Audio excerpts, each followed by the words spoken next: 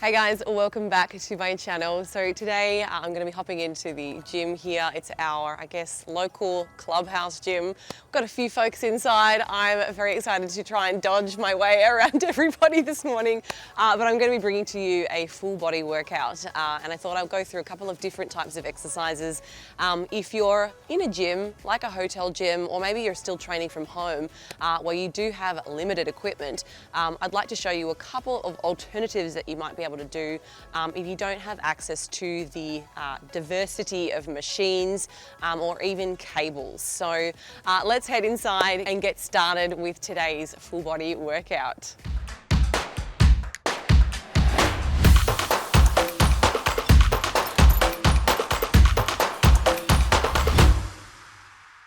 As usual, let's do a little bit of a warm up.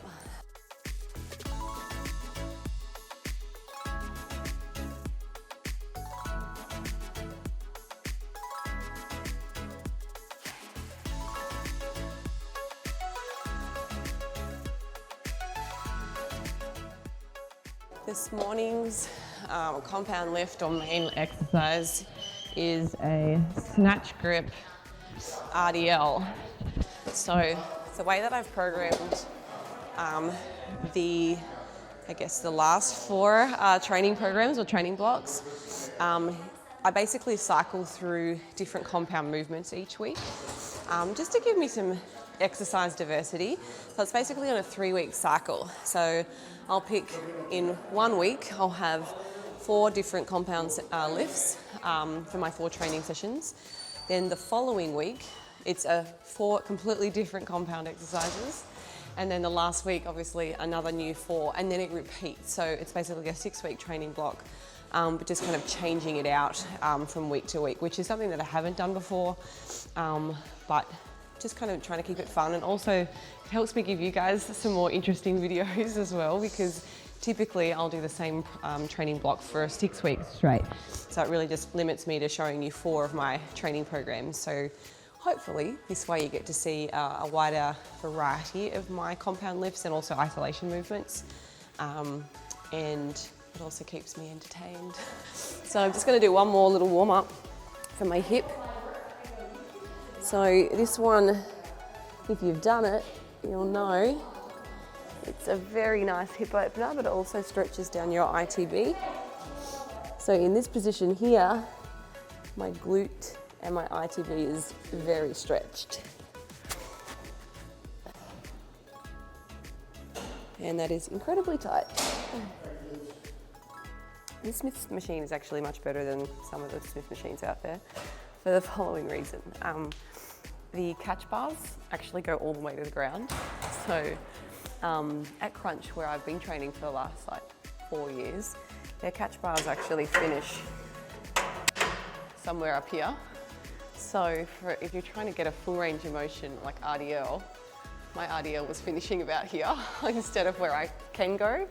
So I would never be able to use this piece of equipment in that gym, but this is great. So you wouldn't have to go down as low to hit full range of motion. So if you're ever in the gym and all the barbells and the squat racks are taken and you've only got access to this, wouldn't actually be a bad idea just to switch out those grips. So the other thing that I've been doing with this program is cycling through the rep ranges. So this week is a very high rep range. So typically when I've programmed in the past, I'll do, if I've got maybe my compound lift is a strength rep range, so it might be like somewhere between 1 and 5 or 1 and 6 reps. And then I'll do like 8 to 15, kind of 15 mostly just for isolation exercises. Just about every exercise in this program is like 15 to 20. In fact, I've got one exercise where I programmed to 25, thinking I'd be using a certain piece of equipment and I'm not. So to try and do that rep range on some of the stuff here, I was like, man, I'm pretty confident that I was actually trying to program for a marathon, because it is hard. So just changing out those rep ranges so that, again, the second week I'll probably do like an 8 to 12, and then I'll do some heavier stuff in the third week. And if you look at a lot of the research in hypertrophy outcomes, whilst the argument is pretty solid for staying within that hypertrophy range, which is somewhere between 6 and 15, There are certainly some carryover benefits from training, you know, outside both of those ranges to kind of stimulate the muscle in different ways. So you'll see in most of my programs, I try to kind of include a bit of a variety. And yeah, I've been really enjoying it. So yeah, that's the one thing that you'll see that's different in this compared to my typical program. So you're gonna see me die today. It's basically a cardio session. If you didn't see me or hear me talk about it previously, please get yourself a set of, I guess, lifting straps, wrist wraps, knee sleeves, belt. They are so worth it. I was actually talking to a client of mine the other day. She's just had her second baby. And she was still feeling a lot of knee pain, I guess because of some of the hormonal changes, something like relaxin causes all of the ligaments to become quite soft and stretchy and malleable, which helps during birth, obviously. So she was having a really hard time even just getting under a weighted barbell to do a squat. So, you know, having knee sleeves for something like that, you know, it seems like an intimidating piece of equipment to get, but the amount of confidence that some of these things can give you, and like just not losing grip strength when you're doing RDLs so that you can actually target your hamstrings, your glutes a little better, so worth it. So guys, go and check them out. I might actually put some links in the description for this video so that you can go and have a look at those products and get yourself some. Ugh. Oh my God, I forgot how hard 15 reps was. Oh, I can tell you now, I was probably at 160 beats per minute there, maybe a little higher. I'm gonna wait until I get back to under 100. Absolutely, before I go again. Otherwise, I won't be able to lift the same weight for the same reps. Yes, it means that you have to slow down and your session may be a little longer, but what's more important? Your goals, your gains, or going off when your timer tells you to?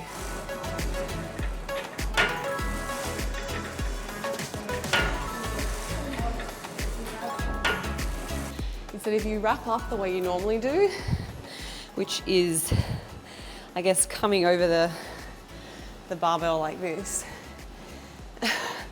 you've still got to unrack it.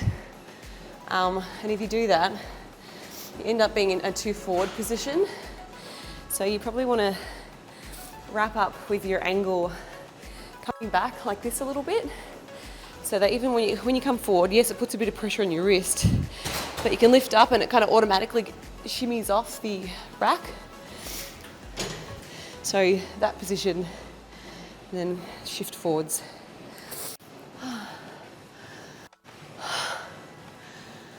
By the way, I'm blending in with my outfit today. Thanks, right away. By the way, I do believe they have 50% off store-wide this week.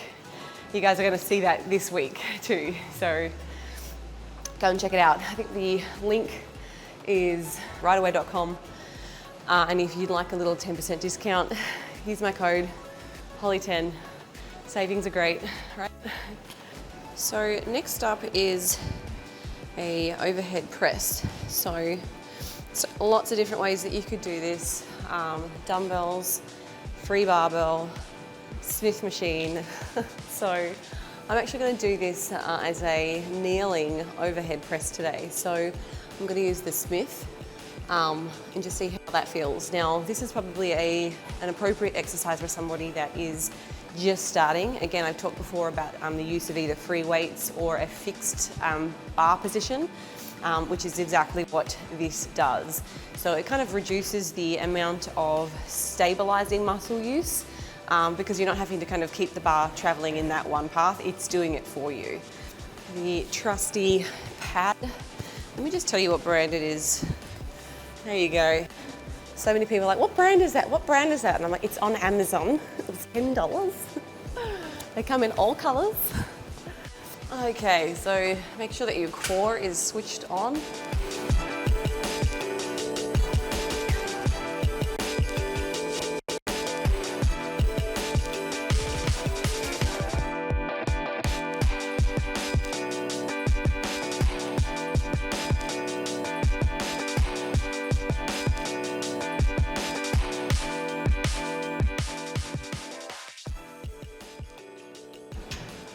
Okay, that was pretty good. However, it's pretty good and I'm used to doing like 10 reps, so I might just put a 2.5 on here for a 16. That's going to be good for the week when I carry it forwards and I'm doing heavier rep ranges, because I'm going to be very conditioned, so I should feel a little bit stronger and hopefully hit some PRs in a couple of weeks' time, so that'll be good. With this exercise, and I'll probably share the same kind of feedback when we go and do some of the chest movements, really try to get full range of motion.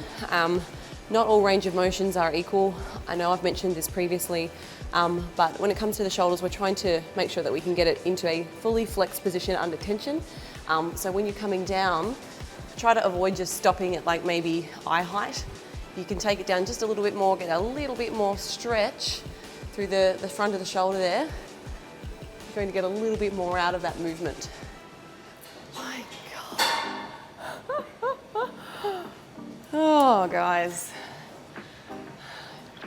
I wouldn't advise doing this program when I put it on the workout builder. I'm kidding, I'm kidding. So most of these sessions, for me, are probably like around a 6 or a 7, where previously I would try to stay, you know, in the 8 or 9 intensity range. That will limit the amount of muscle gain that I kind of make whilst doing this program. In fact, my hopes are that I'm going to try and lose a little bit. So, you know, I'm getting my heart rate up. I'm still burning calories, which is, you know, what I need because I'm trying to lose a little bit of body fat at the moment. But I'm doing so in a way that is not optimizing hypertrophy. Now for you guys, when you do this program, you're going to see that the RPEs are probably set a lot higher. The volume will be higher. I'm basically doing 2 sets for everything. You just saw me do 2 sets of snatch grip RDLs, 2 sets of overhead press. I'm doing 1 set of hamstrings because I'm trying to shrink my hammies. So, you know, yesterday's training program, I literally did 1 set of 20 on a lying hamstring curl. That was it. So I still want to get some energy expenditure. So I'm still going to come into the gym and do some movement, but, you know, I'm targeting, you know, a slightly different approach with a different goal to most people. So it's not that this program isn't appropriate for other people. It's just we change a few of those variables to make sure that it optimizes hypertrophy. So there you go. All right. So we've done a hamstring exercise. We've done a shoulder exercise. Up next, I'm going to do a chest fly. I mentioned before about range of motion. So again, for this exercise, thinking about, you know, when are we actually targeting the chest and when are we not? So you've probably done partial reps before. So let's say you've been doing a shoulder press, right? And you might have been coming down just halfway and pulsing back up or something like that. That is not necessarily effective range of motion. And I said before, you know, they're not really created equally. They're not. You know, a half rep at the bottom would be better. Same can be said for a chest fly. So when you're in this stretch position, you're doing some work. You want to do partials, you could potentially do them in this lengthened position. So today I'm not going to be coming all the way back, probably going to come up to like 3/4 when I can feel the tension has released a little bit, but not fully. And then I'm going to go back down. 20 reps here. So that's about as far as I need to come back up before there's not really a whole lot of tension on my chest.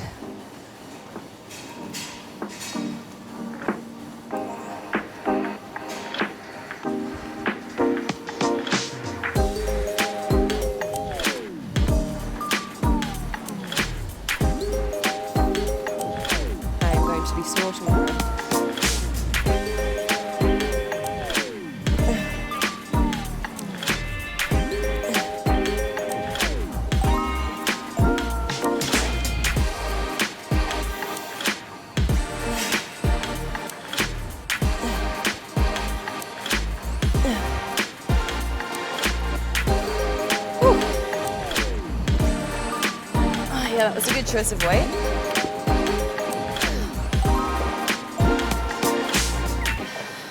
I want to do some math real quick.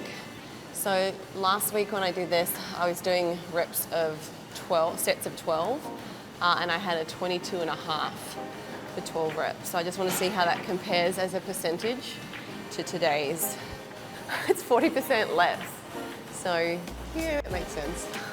So at least that gives you a bit of an indication, if you get to do this program, that changing from 12 reps to 20, you're going to be using about 44% less weight. So you can do that math depending on what your weight selections were. Gotta love 2 sets. Half of my training sessions have been like 45 minutes. It's wonderful.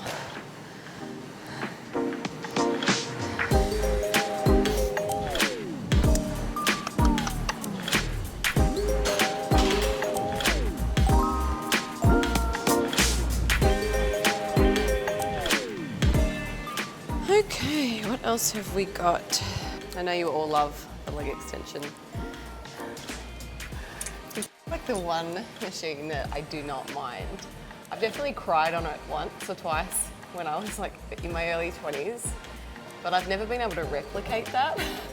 But I think it's because I remember having a trainer like pushing me that hard, like do more, do more. I was like, my legs are burning. So when you experience lactic acid, it's not necessarily the marker for hypertrophy. So I think a lot of people kind of chase that pump or that burn. It's not the only thing that matters. I think being able to feel the muscle working and contracting is really important. I think a really good example of that is like in a lot of the glute studies, so the EMG studies on glute. For some people, we target a certain muscle group with a particular exercise. It might be like a glute extension, hyperextension, and they cannot feel it. And when we look at the actual EMG data, it also shows there's not a lot of contraction happening. So I think being able to feel the muscle being activated is important. But we don't have to chase that burn or that pump, definitely not chasing a sweat, or a high heart rate. Those things are not what we are looking for when it comes to optimizing muscle gain. So all that said, I'm probably going to get a bit of a burn in this one today because it is an endurance-based set, so 20 reps. I'm used to doing 12 or 15, so I better not pick a weight that's too tough.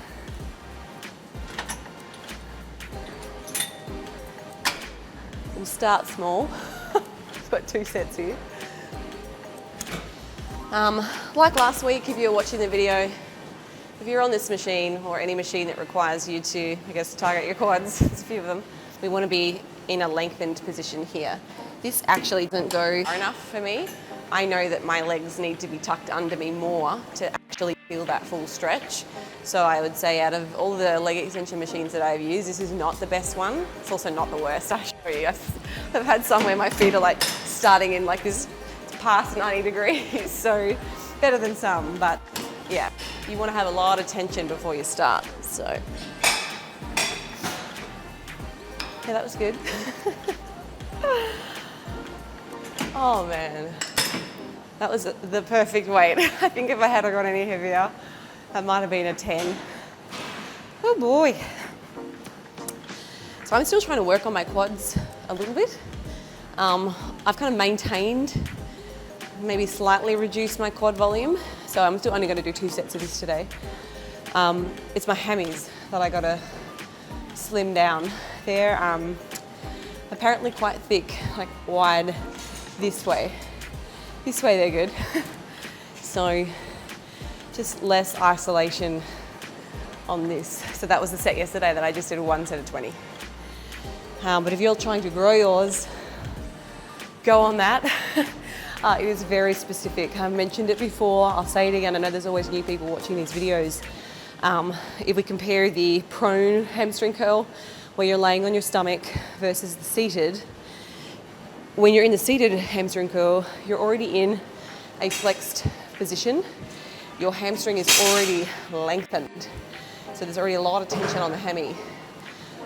So you're gonna isolate those muscles a little better. And when you're laying out flat and there's no tension on your hamstrings, it doesn't mean you shouldn't do a prone hamstring curl. I think incorporating both is good, but that one is probably where you want to spend a greater percentage of your hamstring volume. RDLs, any of those hinges are also really good, but they'll also include a bit more glute. So I do a lot of those because I'm kind of doing two. Less now because I'm not trying to get my hamstrings quite as much. So my volume to stay high on my glutes is now being made up with a lot more like hip abduction specific exercises. So a lot of machine abductions, standing kick outs that are just my glutes, less hamstring activation. Guys, I think I have a problem with my thermostat because it's been pretty cool here for the winter. I'll go inside and I think our house kind of tells us that it's about 65 in most of the rooms. Sometimes it gets a little bit cooler. And we've got like 5 air conditioning heating units in our home. So we just like leave some areas of the house, especially when the kids aren't with us. So it's pretty chilly over that side. So I'll go to bed and it's like 65 in our room. So we're all walking around freezing, like laying evens, like being a bit of a pansy. I'm still sweating through my sheets, through my clothes, changing my like outfit midnight because I still get so hot. I just don't know what's wrong. If anyone has experienced that, I'm gonna guess like a lot of ladies that have had like pre-menopause or going through menopause probably could relate. But if I look at my hormone profile, there isn't a whole lot wrong. Like, yeah, I might be sitting at the lower end for thyroid. There's a few things that are like the lower end of normal or upper end of the range, but nothing's outside, so it makes no sense. I'm messed up. I'm so glad I'm done here. Maybe this machine isn't that bad after all. I really felt that, but it's also high rep ranges, so. All right, what else? Might do calves and core. Calf raises. Now these were programmed as a seated calf raise. Now I could try and replicate that. I've tried it. I prefer to switch it out to the standing, and when I go to the other gym later this week, I'll go and do the seated. The only downfall is trying to do it seated on here is that when you set up the bench and it's on your knees, unless you've got a solid padding, and the gym actually has, the squat bar, the squat pad, which isn't really and shouldn't be used for squats, put it on your back. It's really uncomfortable on your knees. Now, I can do it okay, but I also know I've got a perfectly reasonable calf raise I can go to tomorrow. So I'm going to use a standing Smith instead. I've got 2 sets of 20. Love that high reps. One thing you want to practice doing is when you get to the bottom of your calf raise, make sure that you're in a full stretch position. I've seen plenty of people do them and they're kind of just like pulsing through the mid. Take a little pause at the bottom. It makes it harder. You won't be able to lift as much than if you kind of cheat and use momentum to drive you back up. So that's what I'm going to do today.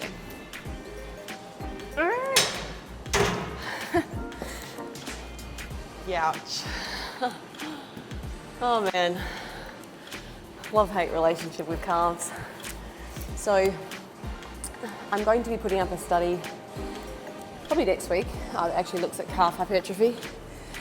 And I think you'll often see people doing your different feet positions. So, I mean, even when I was younger, I would do like the narrow pigeon-toed type calf raise.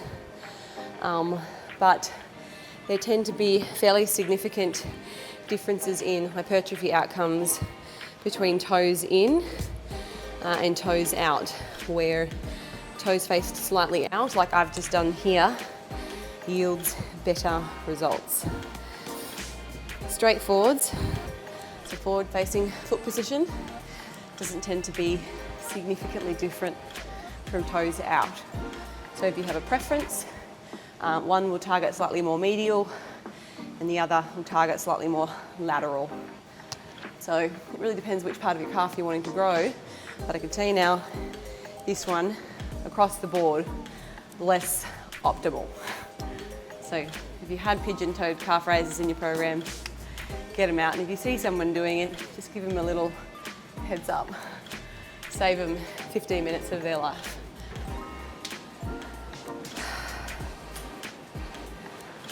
Boom. Part of me is okay to do this just for the 2 sets that I've got programmed, but I also want to, I don't want to exercise caution, but if you don't want to build a strong spina recti, this does target your lower back a little bit more than some other core exercises, like instead maybe just a plank or something like that. Because we're getting into a really lengthened position and your hands are coming up above your head, not only are we targeting our rectus abdominis, we're getting a little bit of oblique, just because you've really got to stabilize in that position. To be able to go all the way out, everything has to work. And we're also getting a little bit of latissimus dorsi, your lats, and a bit of shoulder inclusion in this too. So here's the catch-22. I like this for an ab exercise because it's pretty full body. So guess what? You're going to expend more calories when you do something like this compared to, I don't know, just a sit-up. Is it a significant difference? Probably not. But let's say it's 20 calories a day. I don't know, maybe I do an extra and it becomes 30. That's an extra bite of a cookie. 15 will do. I'm not trying for any PRs today. That's so challenging. I remember not being able to do any of these back in the day in my mum's living room when I was doing Taibo with like the boxes. At the end it was like core routine and he'd get out the ab roller. We'd be holding onto the mantelpiece and it was like, okay, now 20 kicks, and we'd be like, yeah. And then it was like, after you'd done your kicks, it was like these things for your glutes, and he would do them really quick. So you'd be like, oh, it was fun. Shout out to Billy Blank. It's probably my first introduction to group fitness. Okay, let's see if we can replicate that number again.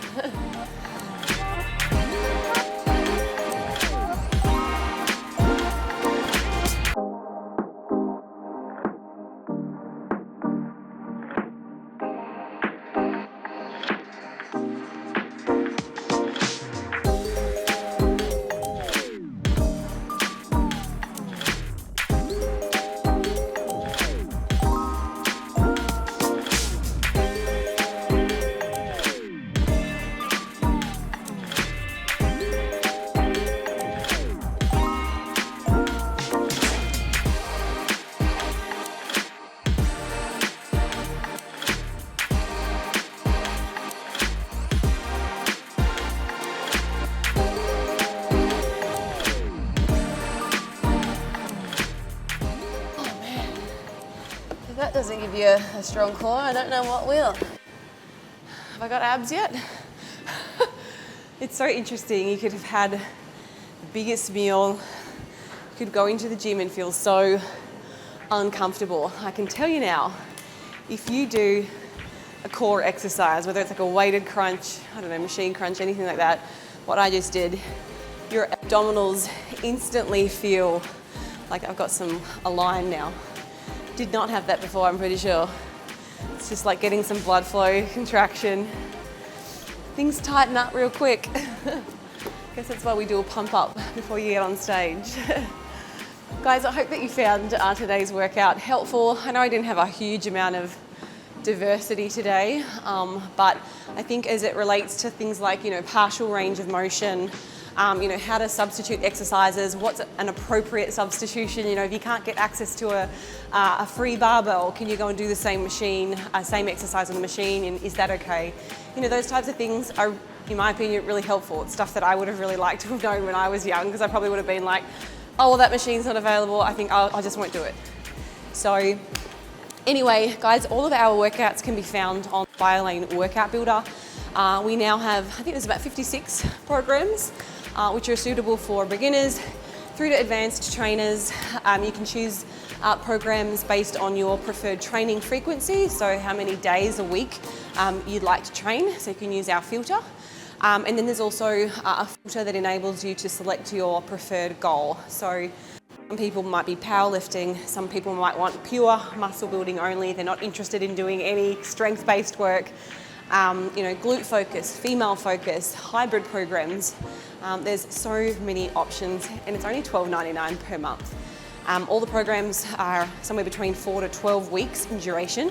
So, I mean, there's probably like 7 years of programs built out on the Workout Builder now, and we're always adding more, and we are about to be dropping our brand new Workout Builder here very soon too, and we'll have probably 20 new programs to add. So I'm very excited for that, but go and check it out now. All the links are going to be available in the description. If you've got questions, please leave those for me. I'll get to those as soon as I can, and I will see you at my next training session.